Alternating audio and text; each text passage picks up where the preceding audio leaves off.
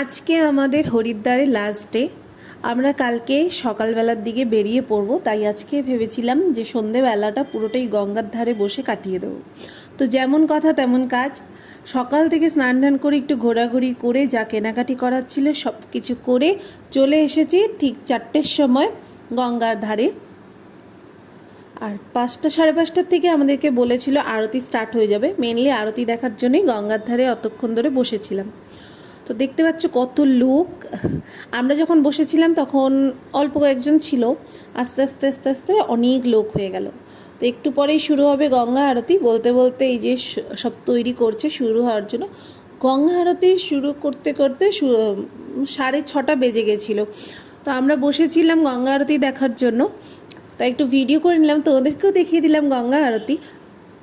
আর গঙ্গা আরতিটা বেশিক্ষণ থাকে না, 5 মিনিট। তো আমরা এরপরে চলে যাব হোটেলে। টাটা।